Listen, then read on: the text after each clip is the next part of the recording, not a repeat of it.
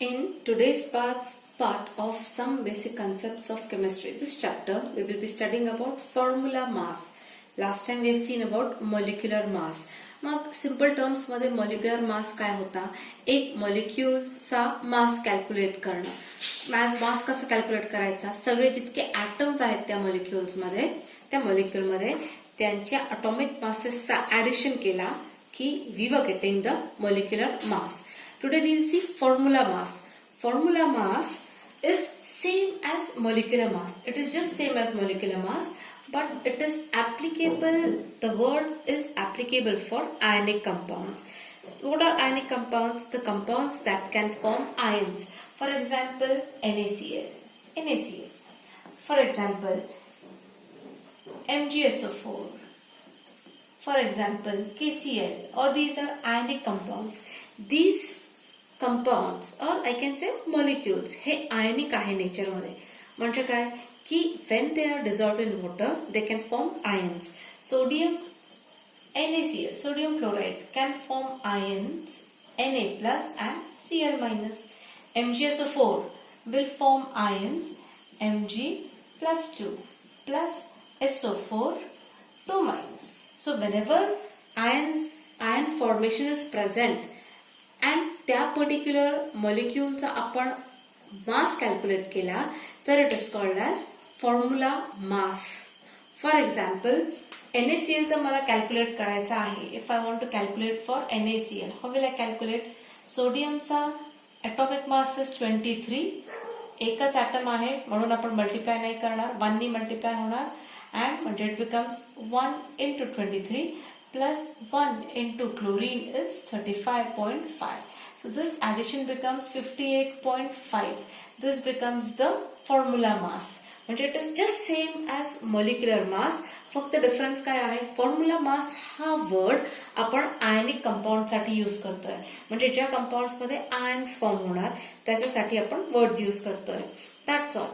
And molecular mass मध्ये we are considering non-ionic compounds. The compounds those cannot form ions such as CH4, CH3Cl, C2H5OH. म्हणजे organic compounds जे आहेत those are not forming ions. And other important point is formula mass जे मिळतो आपल्याला end मध्ये answer that is in U only, that is AMU, Unified Mass Unit. That is the unit of formula mass, just like molecular mass. Next concept is about mole. This is very important concept. Very important concept. जे तुम्हाला 12th मध्ये पण applicable आहे. What is mole? Mole is the amount of substance that contains as many particles present in 12 grams of carbon atom. जितके particles 12 grams carbon item मध्ये आहेत, जितके particles येणार 12 ग्रॅम कार्बन ॲटम मध्ये जितके पार्टिकल्स येणार आहेत that becomes 1 mole of a substance. See when you are able to count things, like when I say 1 dozen pencils, you are able to count की त्याच्यामध्ये 12 पेन्सिल्स आले. हे तुम्हाला काय सांगते की मोल कन्सेप्ट का लागतोय? 1 डझन मध्ये 12 पेन्सिल्स आले. तुम्हाला सपोज आपल्याला एक 1 ग्रॅम वेटची ॲल्युमिनियमची शीट दिली आहे. मग याच्यामध्ये कॅन यू फाइंड की how many atoms of aluminium are there? Atoms तर प्रेझेंट आहे शीट मध्ये, ॲल्युमिनियमचे ॲटम्स आहेत. Can you tell how many atoms are there? So we can use mole concept. The word mole helps us to tell that how many atoms will be present. So how do we define? It is the amount of substance that is present in 12 grams of carbon. जितके particles 12 gram carbon मध्ये present आहे, it is nothing but 1 mole. Or you can say जितके number of particles are present in 12 gram of carbon, जी value येते ती value 1 मोल आहे. आता how it is calculated that we'll see. Now mass of 1 mole of carbon is 12 gram. कार्बनच्या 1 मोलचा मास हा 12 gram आहे हे फाइंड केलेलं आहे सायंटिस्टनी. So mass of 1 mole of carbon is 12 gram and mass of 1 carbon atom is 1.992648 into 10 raised to -23 gram. आता हे दोन्ही correlate करा. आपल्याला काय कोरिलेट करायचं आहे, 1 कार्बन ॲटमचा मास किती आहे ग्रॅम मध्ये अँड 12 ग्रॅम आहे, तर त्याच्यात किती कार्बन ॲटम्स बसतायत. C 1 carbon atom weighs this much gram म्हणजे 1.992648 into 10 raised to -23 ग्रॅम हे 1 कार्बन ॲटमचा वेट आहे. तर 12 ग्रॅम ऑफ कार्बन म्हणजे 12 ग्रॅम ऑफ कार्बन म्हणजे काय आहे 1 मोल. आत्ताच आपण पाहिलं 1 मोल म्हणजे काय 12 ग्रॅम ऑफ कार्बन ॲटम्स म्हणजे हे 1 मोल झाले. तर 12 ग्रॅम कार्बन मध्ये किती कार्बन ॲटम्स बसतायत. एक कार्बन ॲटमचा वेट इतका, तर 12 ग्रॅम्सचे कार्बन घेतले तर त्याच्यात किती ॲटम्स बसतील. 12 ग्रॅम मी कार्बन्स घेतले तर त्याच्यात कार्बनचे ॲटम्स किती येणार आहे. तो it comes out to be 12 into 1 12 upon 1 point. Suppose if you assume this to be x, the x value काय येणार आहे, x will be equal to 12 divided by 1 into 12.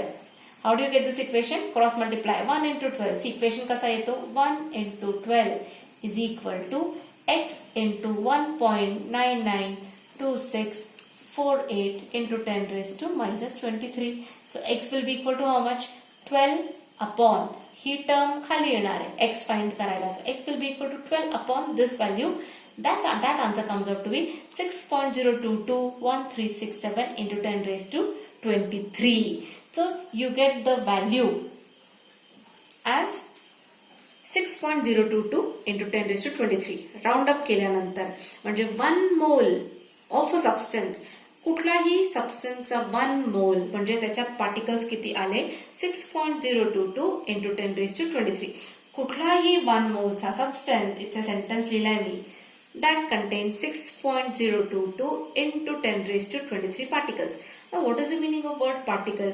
Particle can be atom, it can be a molecule, or it can be an ion. That common word is used as particle.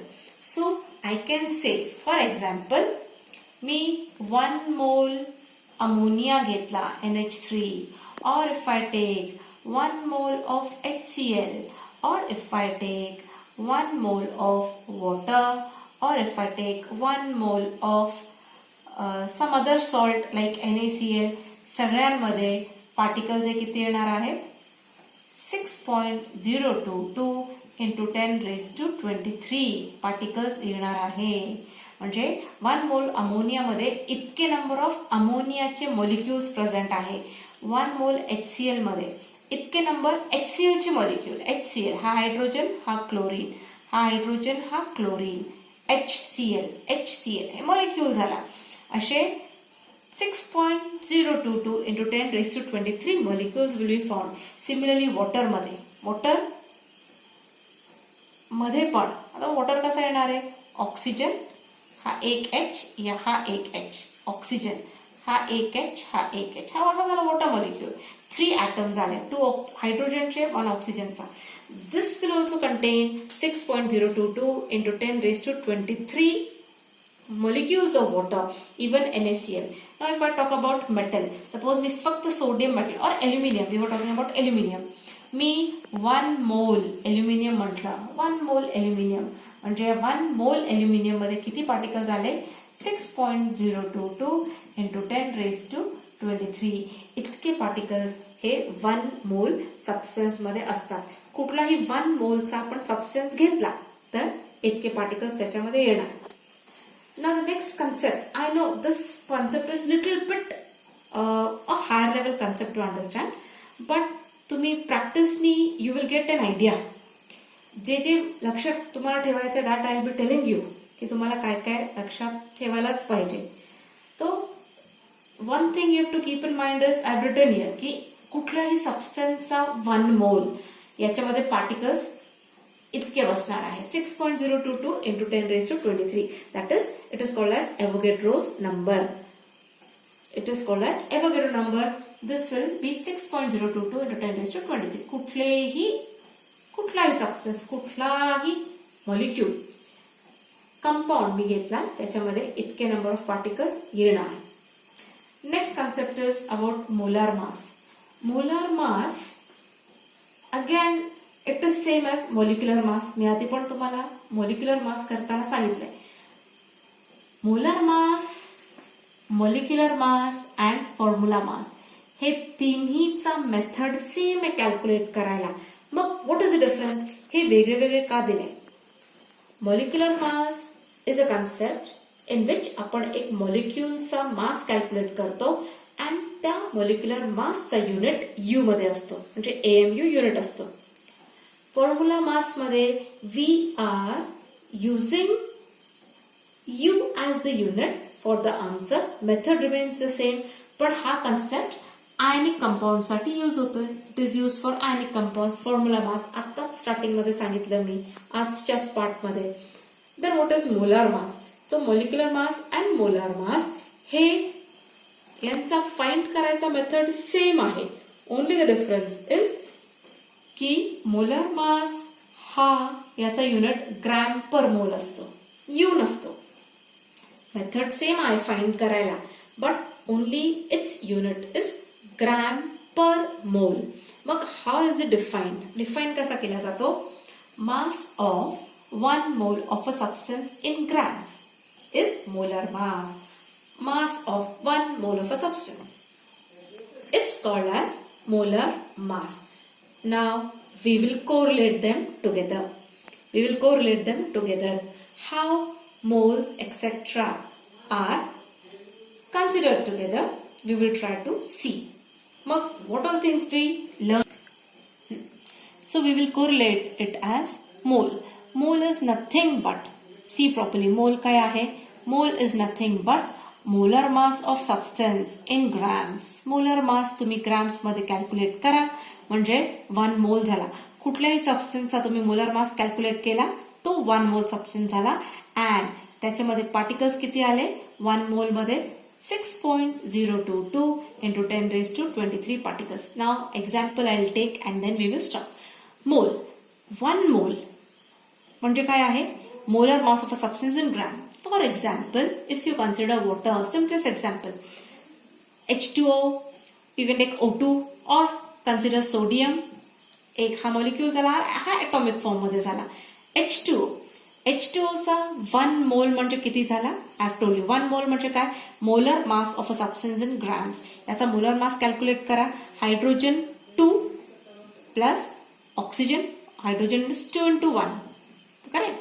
2 atoms आहेत into 1. एक हायड्रोजनचा atomic mass plus ऑक्सिजनचा एकच atom आहे. So you call it as, you take the atomic mass as 16, this becomes 18. So 18 grams. Me molar मासला unit काय लिहिणार? Gram. आता सांगितलं grams पर मोल. सो 1 मोल ऑफ वॉटर म्हणजे किती ग्रॅम झाले? 18 grams. This should be learn properly की 1 मोल सबस्टन्स काय आहे? 1 mole of a substance is same as molar mass in grams. मग वॉटरचा मोलर मास किती आला? 18 ग्रॅम. म्हणजे 1 मोल ऑफ वॉटर मध्ये 18 ग्रॅम्स वेट आहे त्या वॉटरचा. अँड त्या 18 ग्रॅम्स मध्ये पार्टिकल्स किती आहे? 6.022 into 10 raised to 23 हे मॉलिक्युल्स आहेत वॉटरचे. Same way if I consider sodium, सोडियमचा 1 mole is nothing but 23 grams. 23 grams sodium मध्ये 6.022 into 10 raised to 23 हे ऍटम्स आले. मी ऍटम्स का म्हटलंय? बिकॉज सोडियम हा ऍटॉमिक फॉर्म मध्ये आहे. तो remember this part you remember and this will make you to solve problems easily. हे 2 मी examples तुम्हाला दिले, simplest examples. So see the video properly and study it.